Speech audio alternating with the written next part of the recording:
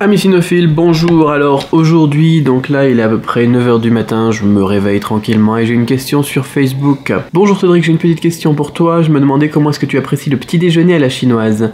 Ma question peut paraître un peu stupide mais je me la demande car j'ai des amis chinois qui ici ont eu beaucoup de mal avec le petit déjeuner au Québec où l'on mélange le sucré de la France avec le salé américain et à l'inverse je trouvais le petit déjeuner chinois trop riche lorsque j'y étais. Je me rabattais au début sur les étals de fruits. Alors moi je suis quelqu'un qui aime beaucoup la viande, je suis quelqu'un qui est très gourmand et qui mange un peu parfois n'importe comment, donc ça ne me dérange pas trop. Étudions ensemble, regardons ensemble, découvrons ensemble mon petit déjeuner.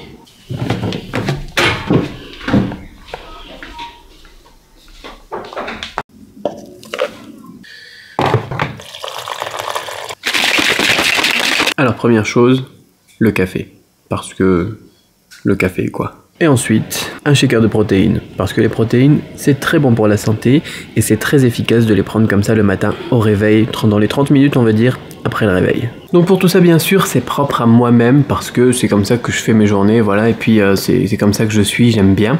Donc les protéines le matin, j'aime bien le café le matin et c'est ensuite que le petit déjeuner à la chinoise arrive avec eh bien au choix des trucs du sud de la Chine, donc sucrés qui généralement plaisent plutôt aux étrangers, comme par exemple ici c'est baozi ici rempli donc d'une chair sucrée. Je sais même pas c'est quoi d'ailleurs, c'est sucré, c'est très sucré donc ça convient généralement aux étrangers. Ou alors, eh bien, des nouilles à la viande. Ça passe, ça c'est plus une question d'habitude. Ou alors les crêpes avec, donc les crêpes de Taïwan ici. Donc les crêpes c'est un petit peu comme des crêpes françaises, c'est un petit peu plus salé mais ça passe généralement aussi facilement.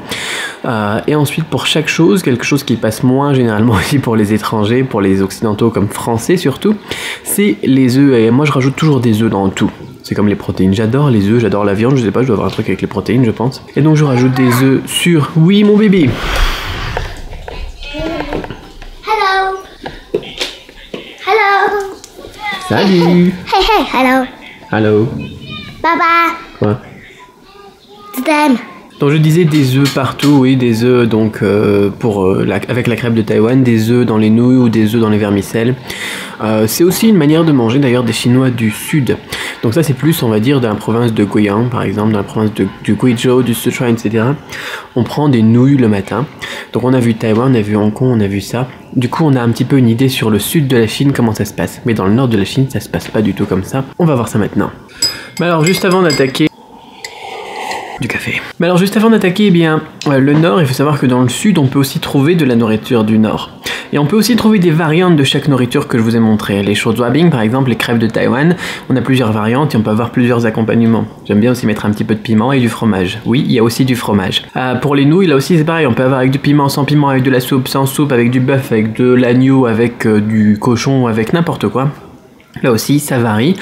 Les piments aussi varient, donc on a vraiment pas mal de variations pour tout, quoi. Ce qui fait que on peut en trouver pour tous les goûts. Il y a des gens qui me disent, voilà, en Chine, j'ai eu du mal, mais ils restaient tout le temps avec les mêmes personnes, qui prenaient tout le temps le même petit déjeuner. Et du coup, ils ont pas pu voir l'étendue de la chose. Voilà.